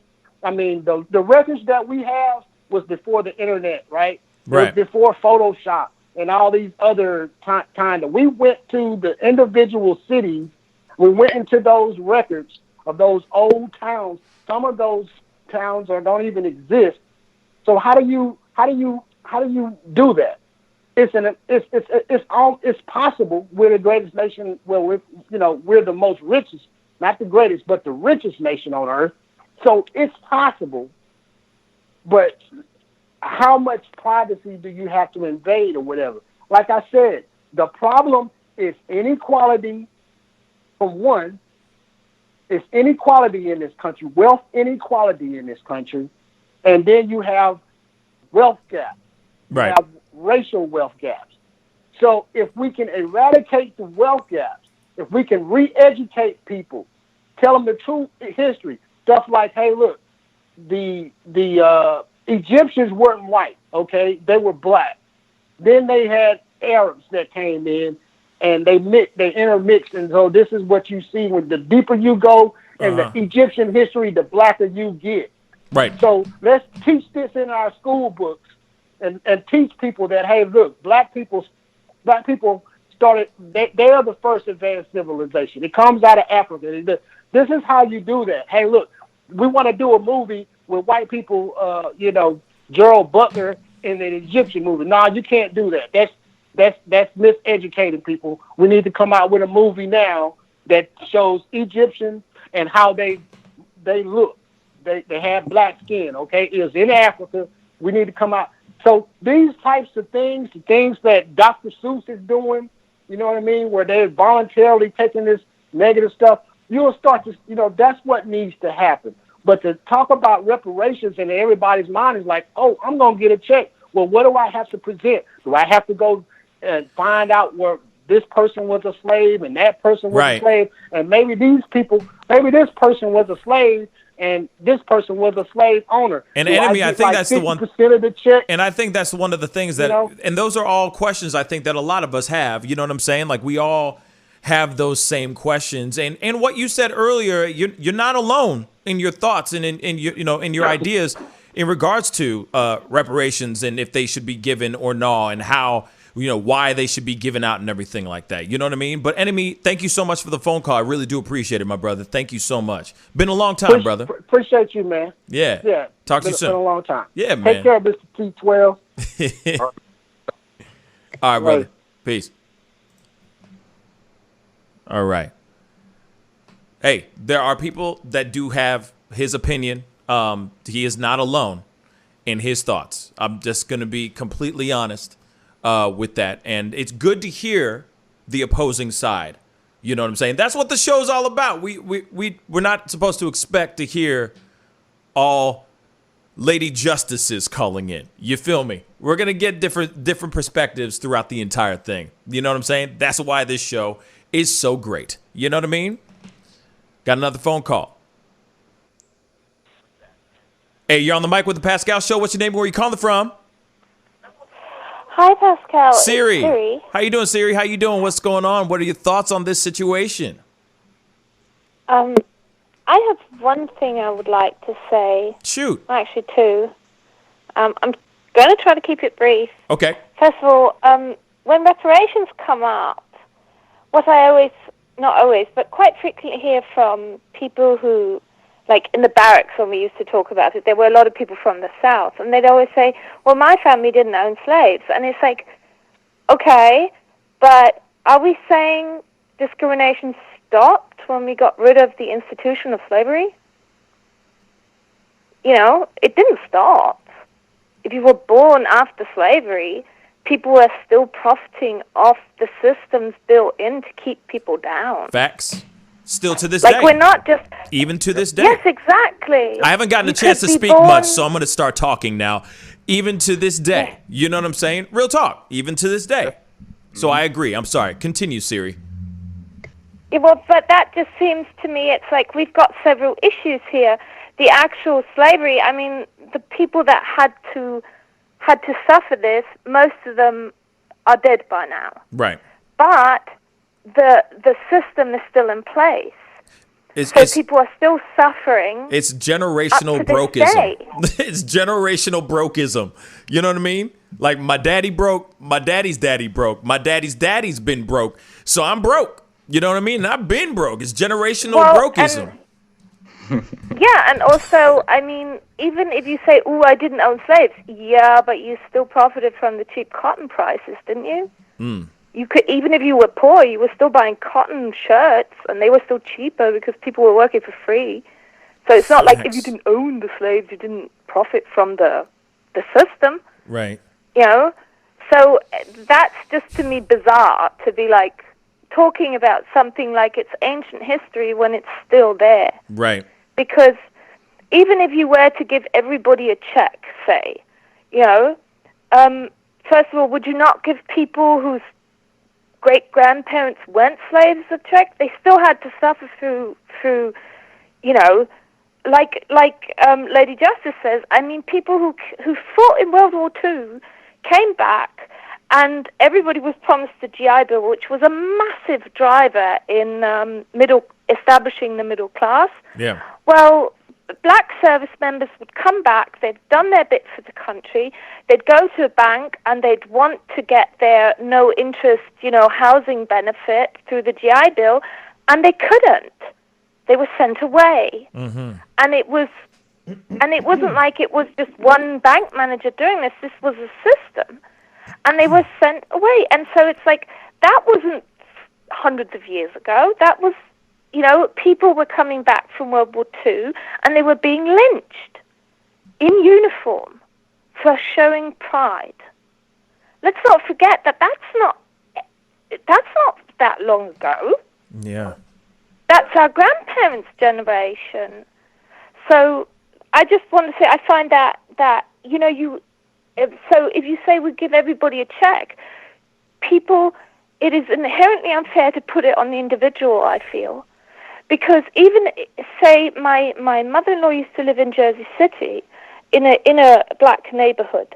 If you gave everybody in that neighborhood a check, the amount of structural damage to their neighborhood, if they put all that money together, there is no way they could fix that.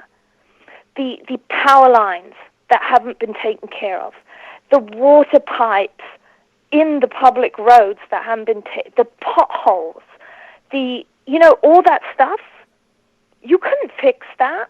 Damn, that's a good point too. That's a good point too, right there. Like even if you were to reinvest into your own community, the prices of the upkeep and get everything stitched back together again would supersede the amount that you would all pull together as a community to fix said pothole or broken, down power lines, etc. You know what I mean? You got a point. You got a point. Maybe a small corner. Maybe a small corner. You can't expect people to. You can't expect people as individuals to fix hundreds of years of. You can still see on maps where redlining was done in neighborhoods. Yeah. And you could, for instance, see that in cities where you can still track the redlining, you can track lead poisoning levels in children to these neighborhoods. Flint, Michigan. Well, you know what? If discrimination starts before you're even born, then to say, well, people need to figure out how to pull themselves out of that. Well, yes, there will be people that pull themselves out, and that is very commendable. But the point is, not everybody is exceptional. And to have a right to be treated decently shouldn't be connected to having to be exceptional, because that is racist in itself, to say somebody has to be exceptional and be able to solve problems that started before they were born. I mean, black children have higher mortality rates in infancy. Black mothers die at measurably higher rates in childbirth than white mothers. Well, if you're dead before you're even 2, how are you supposed to fix that? Facts. How's your mum supposed to fix it if she dies in childbirth? That's not something an individual can fix. So there has to be. I'm no economist. I'm not smart enough to have a practical suggestion. But I just think putting it on individuals, yes, of course we're all responsible for our actions, but we have to even get to a situation where we have agency to take actions. And if things are stacked against you from day one, and you're constantly just fighting to keep your head above water, when do you ever get to the point where you can make decisions, where you have agency? And they did that too with kids that were born in government housing that had lead poisoning. Yep. They were given reparations in certain cities. And the problem is, once you have brain damage, especially lead damage, it impairs your planning abilities. That is a known side effect. So a lot of minority people got reparations or damages paid, and banks came in and bought these were payment plans they had, and banks would come in to very young people and say, okay, you've got this payment plan from your city or whoever owned this building where you were poisoned, and the payout is very low and it's going to take years to get it. We'll give you a lump sum that you can use now for something you need, like new housing, and that will help you. Well, what they were doing is they were underpaying these people massively. So the banks made incredible... they secured the bags. Sorry.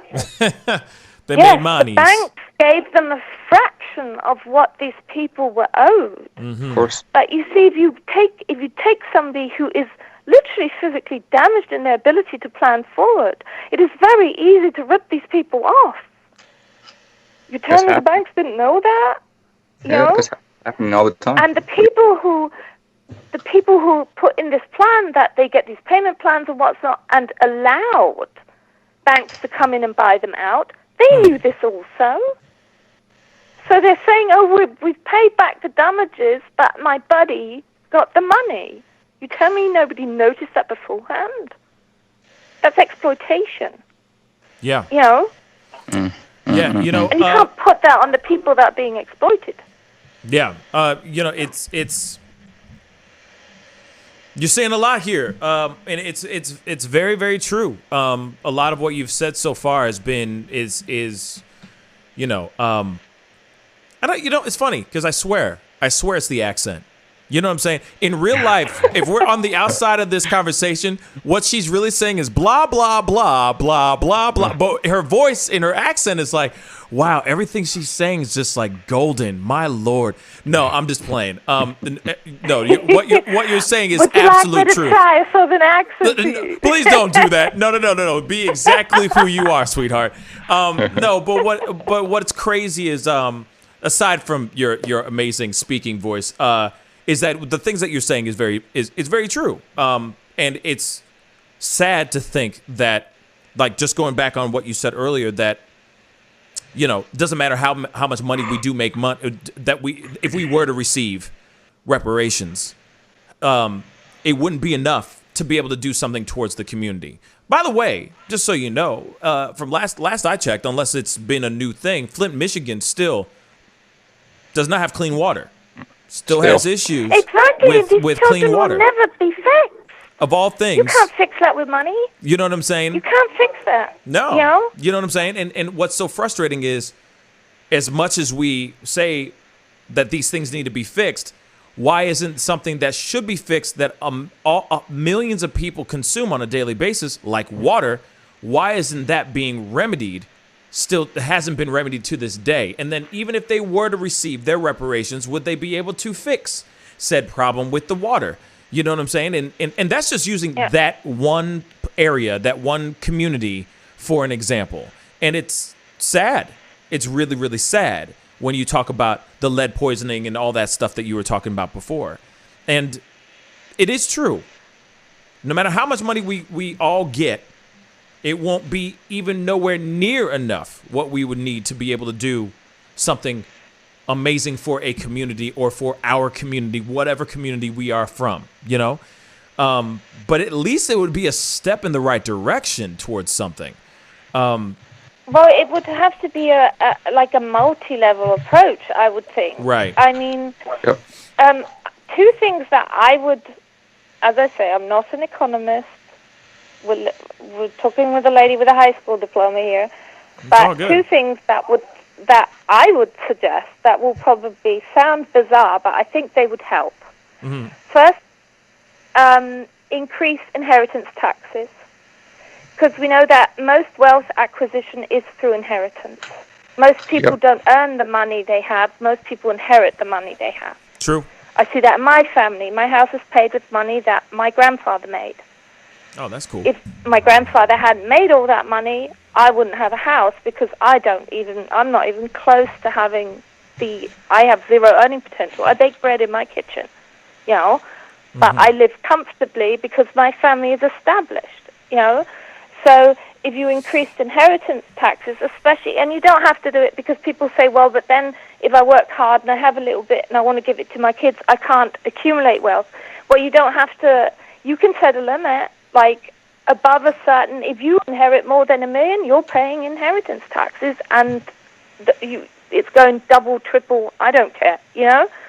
So that because we have a gradient system in taxes, so we should have a gradient system in inheritance taxes too. Small inheritances get protected, so people can actually accumulate wealth to get out of poverty, but nobody needs to inherit, nobody worked to inherit, like, I don't know, $60 billion. You didn't work for that. Give me a break. Right. And if you're that special, yeah, then go make the money back. You know? It's like, be reasonable. You know? It can't be that one person has a good idea and then 6 generations don't have to work. Right. I mean, that's insane. That's not reasonable. We have cut, because they always say, oh, but companies, if they have to pay inheritance tax, we'll lose family companies. Well, for instance, Porsche is a family-owned company. Merck is a family-owned company. Right. They don't pay inheritance tax because it's family-owned. Excuse me? You know what these companies have, what the revenue is they have every year? True. That's not they count as a family business, you know? So, no, that's not reasonable to me. And the second thing is, I would say, get rid of private schools. Make it mandatory for every child to attend a state school. Because I know people like sending kids to private schools, but as long as wealthy people can send their children to a hand-picked facility of education where they meet the right people and they have the right thing on their resume and they get into the Ivy Leagues later, there will be no vested interest to up educational standards in public schools. Yeah. But if rich people suddenly have to send, because you could have a situation, you see it like in larger cities like New York. You have children living two roads away from each other, because you know you have the posh houses, and then you turn around the corner and there's, you know, rubbish in the back. You have the same children living in the same postal code. You have some kids that their parents are working full time, that they don't even have housing. The children are living in a shelter somewhere with insecurity, going to an underfunded public school, and children that live in the same postcode are going to a fancy prep school where it doesn't really matter that much what they do because they have the prep school name on their application. They will That's get into true. a good college. That is very, So very get true. rid of that. I see Get that rid point of on that that. damn shit. Yeah, They do the same. I'm sorry, I keep interrupting. No, it's okay. What you were saying, what I was just agreeing with what you were saying, that it is, that's one of the reasons why a lot of these college prep schools, high schools and stuff. That's why a lot of these kids get into really good schools, because they're already coming from a private school, so it looks good on their resume, and therefore they're able to go into those really good schools, so on and so on and so forth. It's just another. It's just another example, you know what I mean, of that privilege, you know what I mean? And it's also a way of dehumanizing people, because I know here in Germany we have private schools, and look at the demographics of the private schools. Yeah. Yeah, you have occasionally people manage to create a safe haven for people, and that is okay. But the thing is, in my hometown, to say it very bluntly, every idiot who had a doctor for a dad but was too dumb to tie their shoes, they ended up at the private school. And then the parents paid a lot of money for the dysfunctional, coke-addicted idiot son to make it through school. And the school is getting paid to get them through school. Right. And if you're... That's what they're for. Or we also have a lot of alternative schools that are all fancy, let's dance the alphabet and stuff. And it is a way for parents to find an excuse to keep their children away from poor kids and from minorities without having to actually say it. Absolutely. You sent them to an alternate school. And it's because there's no Turkish, no black kids there. And the immigrant kids, they all go to the public school. So get rid of that shit. Children should sit in school next to children that are poorer than them, that are richer than them, that are darker than them, that are lighter than them. Yeah. It profits the disadvantaged children. It is shown that disadvantaged children have learning advantages when they are around children that are from high circumstance. It helps them, it supports them, because it normalizes their life. So pushing kids into bad situations makes things worse for them. Pushing rich children away makes it easier for them, but it doesn't make it better for them. It makes them idiots.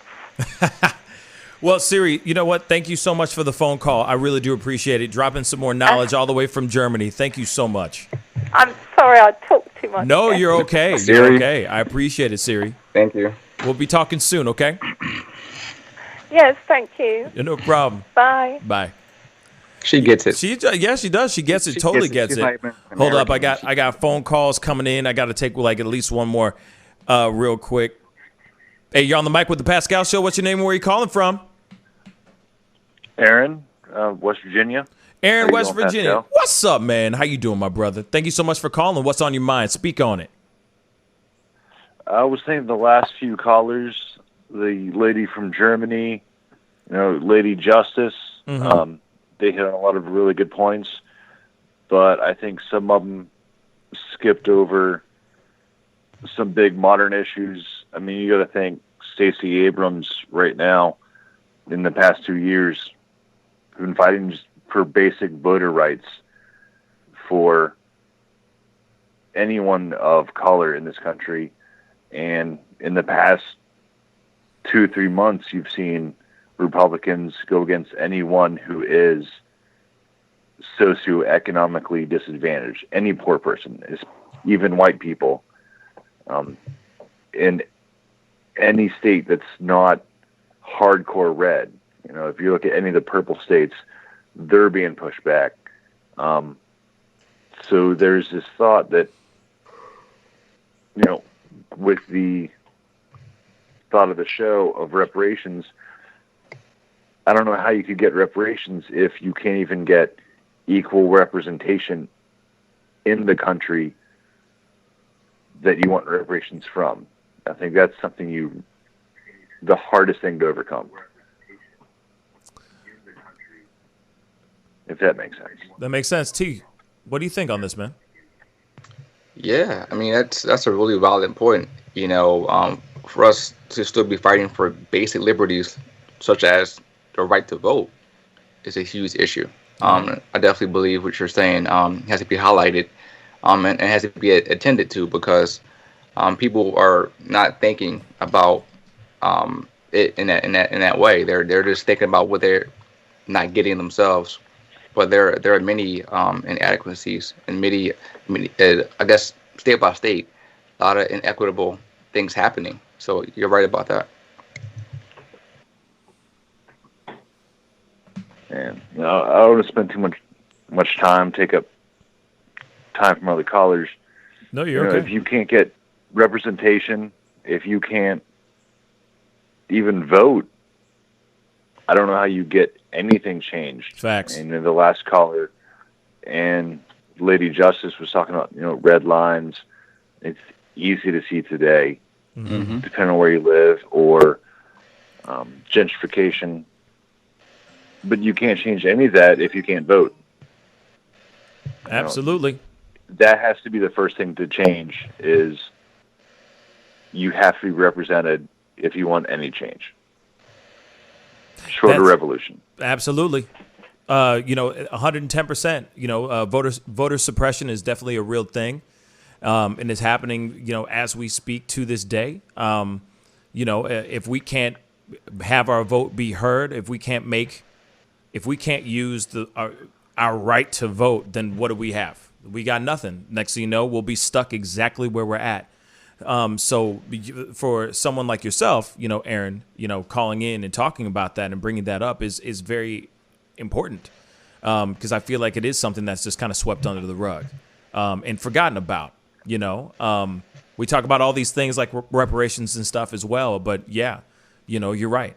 How are we going to be able to do more for our communities if we can't even vote for our communities?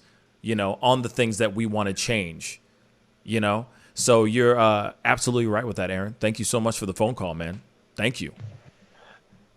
Thank you for the time, and I'm enjoying the show. Y'all have a good night. Thank you, man. Appreciate it. Thank you. All right, man. You have a good one. Peace. So that's the show, guys. I think when it all comes down to it, I think majority of people are saying cut the check. But I also think that, cut the check, but we got to be smart with it. If it was ever to happen, Now I read in the chat that Biden said that he would only start conversations about reparations if I think it was, I just read it quickly, if natives were involved as well. I don't know how people feel about that. I don't know how I feel about that either, but I'm going to let it be like that. But I'm going to let that quote be what it is. But I do think it is important to have these conversations, to bring these things up, because we can't continue moving on if we're not able to talk about these things openly as a family and talk about these things, whether we agree or disagree with those things. You know what I'm saying? But I keep thinking, wouldn't reparations be that necessary or no? In my personal opinion, it'd be great to see reparations be done, if we were to get reparations, be done in a way that benefits us in a long run, not just immediate financial gains.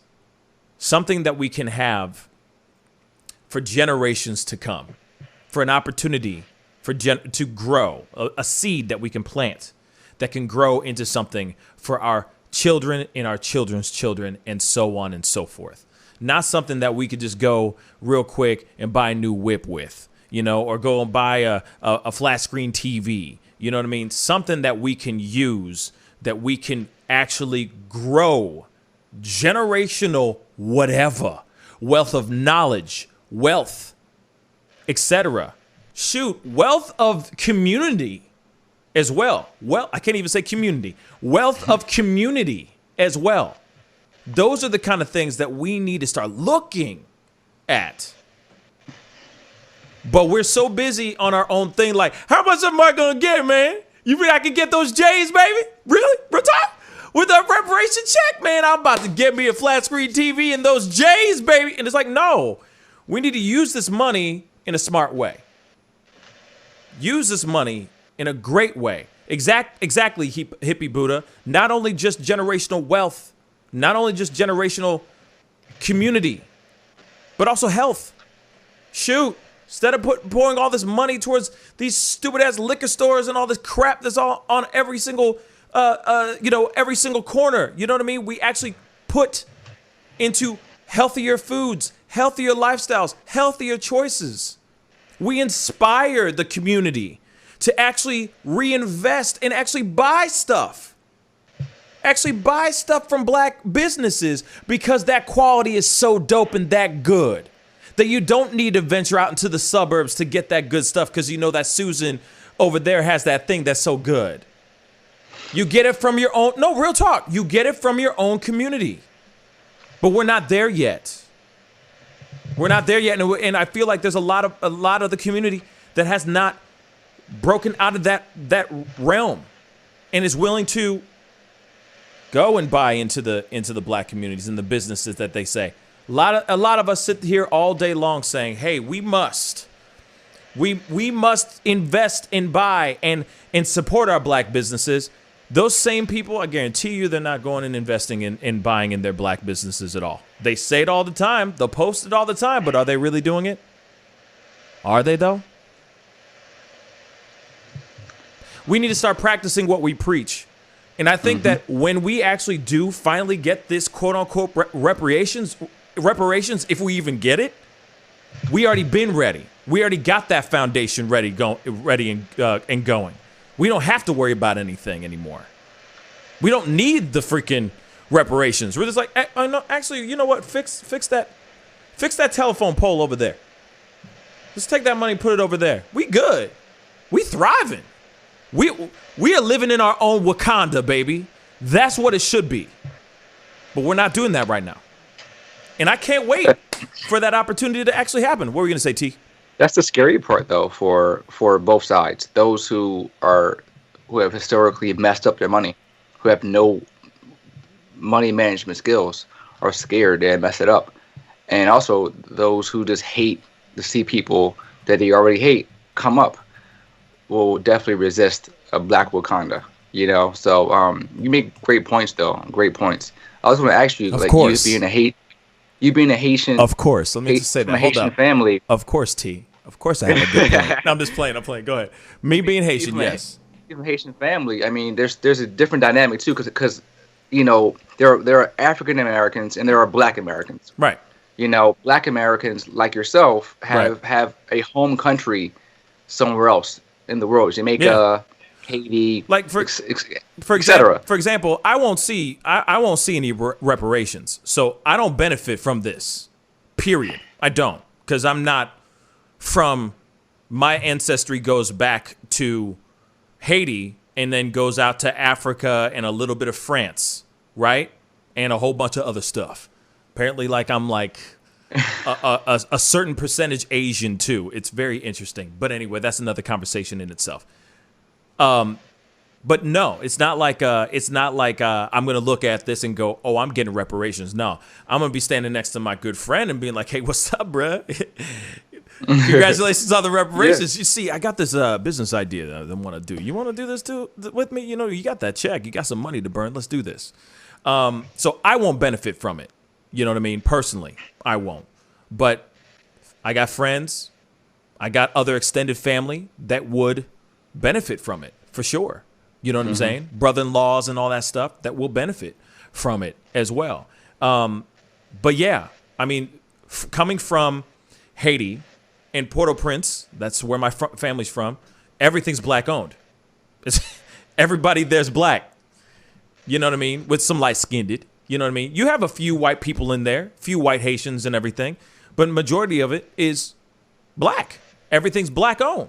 So we've never seen anything where it's outside the box of, oh, you're going over there instead of here. No, it doesn't exist because it's all there. My father's mother, my grandmother, had ran a very, very successful bakery in Port-au-Prince, right? Because it was one of the only bakeries in Port-au-Prince to go to get the fire bread. You know what I mean? The fire whatever, cakes, you name it. You see what I'm saying? It's different there. You know what I mean? Things are different there. And yes, it's a third world country, but you're supporting each other. You're buying, businesses are supporting each other and all that stuff. You know what I mean? Whereas here, you come here and it's like, wow. Division. There's no, but even so, imagine there be a McDonald's and a McDowell's. Just saying. Sorry. No. I don't mean that to be funny. I don't mean that to be funny. And by the way, that movie was so bad. Oh, that sequel was so bad. But it was different. I digress. It hit different. Okay. I was like, no. But anyway, imagine a McDonald's and McDowell's, for example. How many of us would actually go to the McDowell's over the McDonald's every time? Who would go out of their way to drive to that place to go put their money and support that Black business McDowell's? I'm just saying, real talk. When you have McDonald's right there, but McDowell's is up. See what I'm saying? So it's a thing of we need to start doing more to bring back into the community, going out of our way sometimes to do these things. You know what I'm saying? And I can't see the future.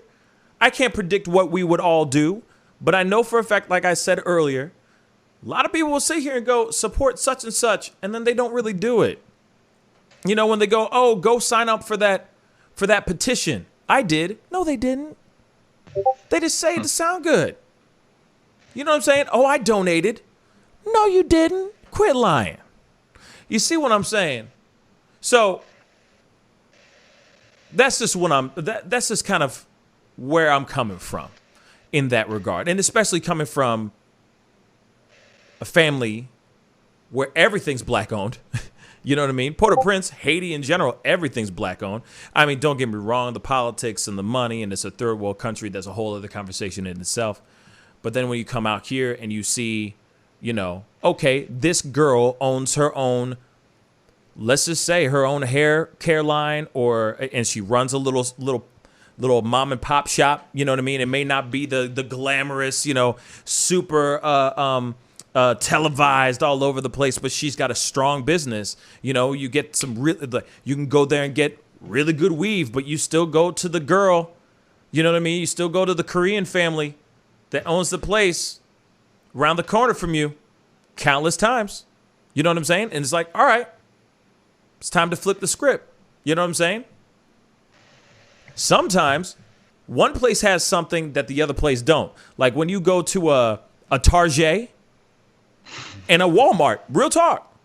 Sometimes it hits different. It has different things. You're like, okay, so I go here for my coffee, but I'm gonna go to this place for the other things. So then you split it up. Because I know a lot of people are going, oh, well, how do I do this? How do I do this? Because I really like that stuff over here, but I know I need to help this business over here, or I'd like to help this business. So then you split it up. Yeah, you have to drive a little bit extra, but who cares? You know what I mean? It'll do you good. Get some extra air. You know what I mean? Get some sun on you. It'll do you good. You know what I mean? That's it. It's also something too with that is the black-owned businesses or the mom and pop shops are going to have a higher price because they don't have the corporation's amount of wealth to pay people less money. So that you will pay a little bit more, but you're also supporting your own people. Right. And that's what the Jews do. That's what the Asians do. Right. The communities are all in-house. Jews and Asians, they all live together. They all shop together. This is what they do to build wealth. Mm-hmm. And that's not happening in the black community. People are just trying to survive. Man, $5? Damn. You know what I mean? How about one leg? How about one rib? How much for one rib? And it's like that. And it's like, nah, man, we just got to be supporting each other and be done with it. But, that's only going to happen over time. Has nothing to do with reparations. This is just something that we all need to physically, mentally do from this point on. Period. That one. Period. You know what I mean? But anyway, T, thank you so much for being on, my brother. Thank you. Thank you. Appreciate it. Yeah, man. Been a long time seeing your face in them twisties. You know what I'm saying? I hate you that you have hair. I just hate you so much. Anyway, much love to everybody for being on today. I love all you guys. This evening was an amazing conversation. Lots of opposing ideas, but that's what makes this show so amazing and so great. This is what the family is all about. Opposing ideas, but we're all able to be on the same page, talk, love, show the love, and spread nothing but happiness and opinions too. Okay? But anyway, if you haven't done it yet, please hit that like button down below. Don't forget to crush that subscribe button. I do this show Monday through Friday. I do my morning show 9 a.m. Central Standard Time, and I do an evening show at this time. Tuesdays through Thursdays at 7 p.m. Central Standard Time. Let me just remind you one last time. Tomorrow morning is going to be a one hell of a show. I have somebody coming onto the show who is very special. She was a victim of police brutality, caught live on Facebook Live, streamed live. She's going to be on live tomorrow to talk about her experience and the craziness. I'm telling you, she was arrested outside of her house on her driveway. And they towed her car. They arrested her. And she's getting charged for all kinds of stuff. It's incredible and it's insane how much she was the ridicule and the how she was singled out will astonish you. All because of who she is and what she stands for. It is quite a story. She will be on tomorrow morning. So be sure to tune in tomorrow morning at the 9 a.m. Central Standard Time show because she will be on. Then tomorrow night, I have a very special human being on the show. My sister, my good friend, Joyce Hawkins, a.k.a. Mom Breezy, also Chris Brown's mama, will be on tomorrow night at 7 p.m. Central Standard Time, so you don't want to miss that show. That's going to be one hell of a show. Hopefully, we'll be able to get some phone calls in and chop it up with all you guys and have a grand old time talking about her fashion line, Rose Marone, and all the things that she has coming up. So, you have got to set the alarm, like Noli just said. Set your alarm, get up early, be on the show tomorrow morning. It's going to be insane. And then tomorrow night's show is going to be even more insane. It's going to be insaner. It's so insane that I'm going to be grammatically incorrect. Gotta love it. But anyway, gotta get going. I love all you guys. Yeah, tomorrow's a very busy day for me. So if Friday I'm a little sluggish, understand why. You'll understand why. But anyway, I love all you guys. I will see you guys tomorrow morning at 9 a.m. Central Standard Time, okay? Be good to yourselves. Be good to one another. And real talk, I really appreciate this conversation today. You guys were amazing. Y'all are superstars, okay? I'll see you guys soon. This is The Pascal Show. Bye.